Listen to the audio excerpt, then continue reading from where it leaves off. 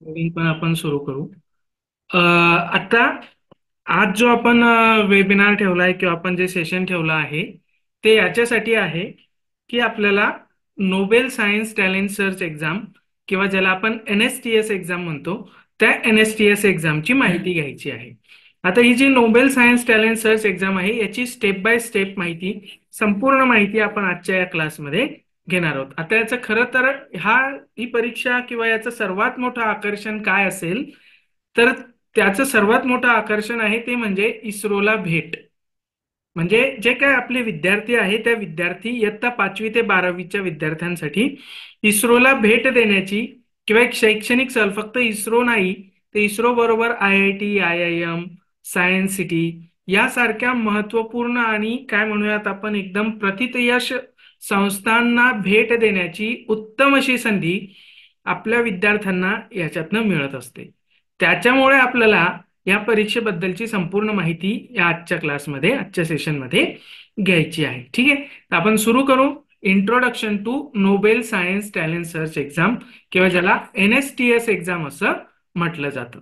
आता ही जी NSTS ची परीक्षा आहे ही कोणाकडनं घेतली जाते, याचं ऑर्गनायझर कोण आहे किंवा याचं काय म्हणूयात आपण, कोण या परीक्षेला कंडक्ट करणार आहे, तर नोबेल फाउंडेशन आहे आपल्या जळगाव मधलं, जळगाव खानदेशचं. ते जे नोबेल फाउंडेशन आहे या नोबेल फाउंडेशन कडनं ही आपली जी NSTS ची परीक्षा आहे ती NSTS ची परीक्षा ऑर्गनाईज केली जाते. आता हे नोबेल फाउंडेशन याचे मुख्य जे आहेत ते जयदीप पाटील सर आहेत. जयदीप पाटील सर यांनी 2016 पासनं जळगाव जिल्ह्यामध्ये नोबेल फाउंडेशनच्या नावानं खूप मोठं विज्ञान प्रचार प्रसाराचं कार्य सुरू केलेलं आहे. ते फक्त नोबेल फाउंडेशन मार्फतच काम करतात असंही नाहीये, पण नोबेल फाउंडेशन हे त्यांच्या कार्याचं मुख्य ओळख आता बनलेली आहे. आणि त्यातही Nobel science talent search exam किंवा NSTS ची परीक्षा जी म्हटली जाते त्या परीक्षा च्या माध्यमातून ते संपूर्ण विद्यार्थ्यांमध्ये अतिशय लोकप्रिय आहेत, शिक्षक आहेत आणि खूप छान पद्धतीने शिकवतात. युट्यूबवरती पण विद्यार्थ्यांना मार्गदर्शन बऱ्याचदा करत असतात. शिक्षण क्षेत्राशी निगडीत असलेले जयदीप पाटील सर 2016 पासनं या Nobel science talent search एक्झामचं organisation करतात. त्याच्या आधी त्यांनी जवळपास 5 वर्ष वेगवेगळ्या शाळांमध्ये, महाविद्यालयांमध्ये जाऊन विज्ञान विज्ञान प्रसार प्रसार आणि आपल्याकडे विज्ञान शिक्षणाची असलेली काय आवड कशा पद्धतीने निर्माण करता येईल याच्याबद्दलची व्याख्यानी घेतलेली आहे. तर हे जयदीप पाटील सर जे आहेत हे जयदीप पाटील सर आपल्या नोबेल सायन्स टॅलेंट सर्च परीक्षेचे मुख्य आहेत.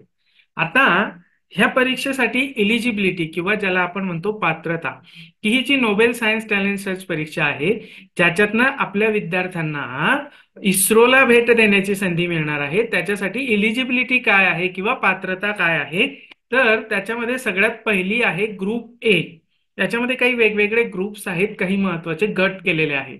आता याच्यामध्ये पहिला जो गट केलेला आहे तो गट आहे इयत्ता 5वी ते इयत्ता 7वीच्या विद्यार्थ्यांचा. आता हे जे इयत्ता 5वी ते 7वीचे विद्यार्थी हे गट अ या गटामध्ये मोडत असतात आणि या परीक्षेसाठीचा हा एक गट झाला. आता दुसरा गट आहे गट बी किंवा ज्याला ग्रुप बी म्हटलं जातं. त्याच्यामध्ये इयत्ता 8वी ते इयत्ता 10वीचे विद्यार्थी असतात. ग्रुप ए साठी वेगळा अभ्यासक्रम आहे, ग्रुप बी साठी वेगळा अभ्यासक्रम आहे आणि ग्रुप सी पण याच्यामध्ये आहे. ज्या ग्रुप सी मध्ये इयत्ता 11वी, 12वी आणि डिप्लोमाचे विद्यार्थी या विद्यार्थ्यांना परीक्षा देता येते. ग्रुप ए, ग्रुप बी आणि ग्रुप सी असे 3 वेगवेगळ्या प्रकारचे ग्रुप या परीक्षेसाठी बनवलेले आहेत. आता याचा एक्झाम पॅटर्न काय आहे किंवा कशा पद्धतीची ही परीक्षा असते, तर सगळ्यात पहिले या परीक्षेच्या 3 स्टेजेस आहेत किंवा 3 काय म्हणूयात आपण पायऱ्या आहेत. त्याच्यातली पहिली पायरी जी आहे, फर्स्ट स्टेज जी आहे ती ऑनलाईन परीक्षा असते. ती तुम्हाला तुमच्या घरून मोबाईलवरनं किंवा तुमच्या कॉम्प्युटरवरनं किंवा लॅपटॉपवरनं तुम्हाला देता येते. याची दुसरी जी परीक्षा आहे ती ऑफलाईन स्वरूपामध्ये होणारी परीक्षा आहे, जिला ऍडव्हान्स लेवल एक्झाम असं सुद्धा म्हटलं जातं. ही दुसरी परीक्षा आहे, याची दुसरी स्टेज आहे. त्याच्यानंतर तिसरी स्टेज जी आहे ती पर्सनल इंटरव्ह्यू असतो. प्रत्यक्ष मुलाखत ज्याला म्हटलं जातं, ती प्रत्यक्ष मुलाखत ही या परीक्षेची तिसरी स्टेज आहे. म्हणजे group A, group B, group C आणि 3 stages, first stage online exam, second stage offline exam, third stage interview, अशा पद्धतीचं हे पॅटर्न या परीक्षेचं असतं. आता या परीक्षेसाठीचा सिलेबस काय आहे, मुख्य म्हणजे अभ्यासक्रम काय आहे, तर पहिल्या ऑनलाईन एक्झामचं जर आपण बघितलं तर याच्यामध्ये विज्ञान, गणित, भूमिती त्याच्यासोबतचं आणि जनरल नॉलेज म्हणजे general knowledge related to science, किंवा ज्याला आपण स्पेस सायन्स असेल किंवा स्पेस टेक्नॉलॉजी असेल किंवा वेगवेगळे सायंटिस्ट असतील किंवा इंटरनॅशनल स्पेस ऑर्गनायझेशन्स असतील किंवा आपलं इस्रो असेल, आणि विज्ञानाच्या क्षेत्रामधल्या चालू घडामोडी, करंट अफेअर्स, हे महत्वाचे टॉपिक्स पहिल्या एक्झामला किंवा ऑनलाईन एक्झामला असतात. गणित आणि विज्ञान हे आपल्या इयत्तांचं गणित विज्ञान असतं. म्हणजे ग्रुप ए साठी साधारणपणे 5वी ते 7वीचं विज्ञान आणि 5वी ते 7वीचं गणित आणि भूमिती, त्याचबरोबर हे जनरल नॉलेजचे टॉपिक.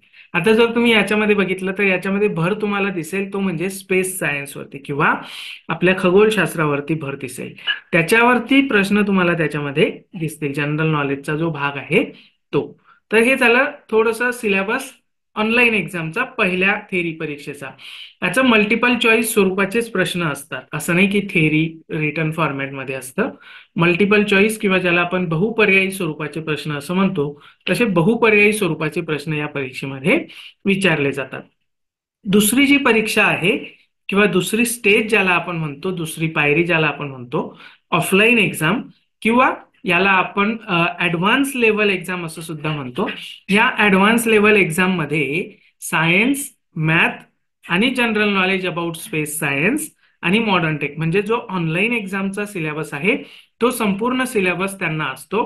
त्याचबरोबर याच्या व्यतिरिक्त काही विशिष्ट टॉपिक्स आपल्या सिलेबसमध्ये दिलेले आहेत, जसं की मॉडर्न टेक्नॉलॉजी असेल, एन्व्हायरमेंट असेल, डिझास्टर मॅनेजमेंट असेल किंवा ह्युमन अनॅटॉमी असेल, आपल्या ह्युमन बॉडी मधले वेगवेगळे ऑर्गन सिस्टम्स आणि ऑल दॅट थिंग्स ते असतील, बायोटेक्नॉलॉजी असेल, फूड टेक्नॉलॉजी असेल, इन्फॉर्मेशन टेक्नॉलॉजी असेल, आणि आता लेटेस्ट म्हणजे आर्टिफिशियल इंटेलिजन्स पर्यंत या ऍडव्हान्स लेवलचा सिलेबस आलेला आहे.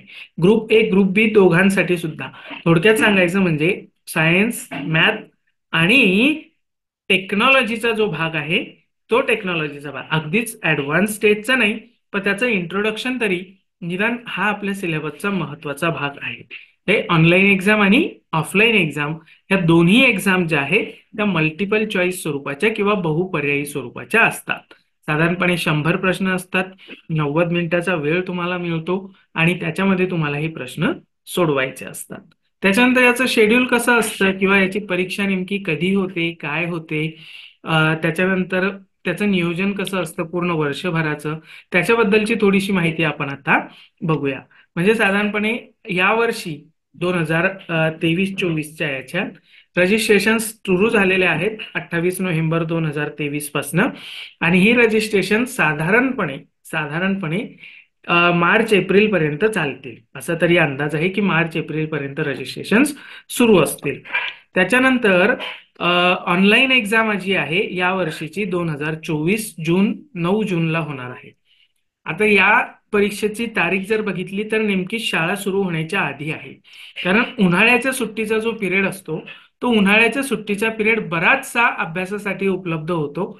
आणि त्यांनी जेव्हा सुरुवात केली होती तेव्हा त्यांचं थोडंसं ऑब्जेक्टिव्ह हे पण होतं की उन्हाळ्याच्या सुट्ट्यांमध्ये मुलांनी अभ्यास करावा, मागच्या इयत्तेचा करावा, पुढच्या इयत्तेचा करावा. म्हणून ग्रुप ए मध्ये 5वी, 6वी, 7वीचे विद्यार्थी आहे की ते पुढच्या इयत्ताचा पण अभ्यास त्यांना तो करता येईल, त्यांचा सराव होईल, त्यांना माहिती होईल.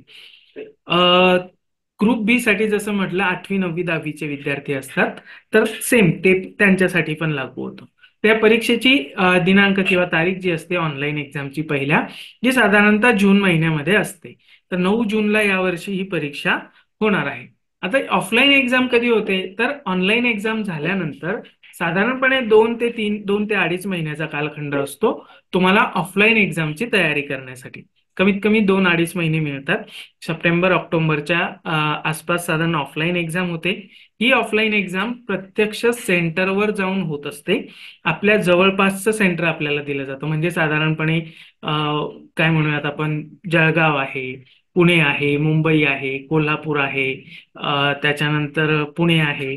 असे काही वेगवेगळे सेंटर्स महाराष्ट्रामध्ये, विदर्भामध्ये पण आहे, बुलढाणा आहे, आय थिंक वाशिम पण आहे. असे काही ठराविक सेंटर्स आपल्या विभागामधले या ऑफलाईन परीक्षेसाठी असतात. सेंटर असतं, त्या सेंटरवरती दिलेलं शेड्यूल पण असतं. प्रत्यक्ष ज्या पद्धतीनं ऑफलाईन परीक्षा आपली होते तशीच परीक्षा होत असते, फक्त प्रश्नांचं स्वरूप मल्टिपल चॉईस किंवा बहुपर्यायी स्वरूपाचं हे असतं. तसं हे ऑनलाईन एक्झाम, ऑफलाईन एक्झाम. त्याच्यानंतर साधारणपणे डिसेंबर महिन्यामध्ये इंटरव्ह्यू होतात. आता मागच्या वर्षीच्या विद्यार्थ्यांचे इंटरव्ह्यू झालेत, या मागच्या 2 आठवड्यांमध्ये इंटरव्ह्यू झालेत मुलांचे. आणि साधारणपणे जानेवारीमध्ये रिझल्ट लागतो आणि मे किंवा सुट्ट्याच्या पिरियडमध्ये एप्रिल, मे, मार्चच्या पिरियडमध्ये मुलं इस्रो, IIT, IIM ला भेट देण्यासाठी 3 दिवसांसाठी जात असतात. ते पिरियड पण सुट्ट्याचाच यावा म्हणून त्यांचं पूर्ण नियोजन त्या पद्धतीनं सगळं सेट केलेलं असतं. आता या परीक्षेसाठी जी फॉर्म भरावा लागतो किंवा त्याची फीस किती आहे, तर साधारणपणे ग्रुप ए चे जे विद्यार्थी आहेत त्यांच्यासाठी 270 रुपये या परीक्षेची फी आहे. ग्रुप बी चे जे विद्यार्थी आहेत त्यांच्यासाठी आणि ग्रुप सी च्या विद्यार्थ्यांसाठी सुद्धा 360 रुपये या परीक्षेची फी आहे.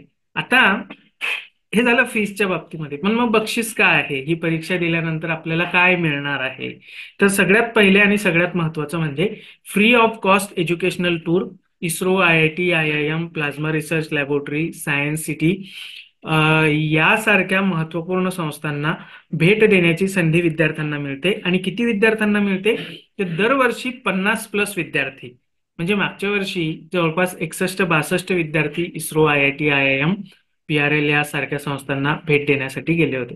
तर 50+ विद्यार्थी असतात, 55, 60 ज्या पद्धतीने त्यांचं नियोजन असतं ते. तो 50+ हा त्यांचा फिक्स आकडा आहे. त्याच्यापेक्षा जास्तच विद्यार्थी दरवर्षी ते निवडतात या पूर्ण ग्रुप ए, ग्रुप बी आणि ग्रुप सी मधनं, इयत्ता 5वी ते 12वीच्या विद्यार्थ्यांमधनं.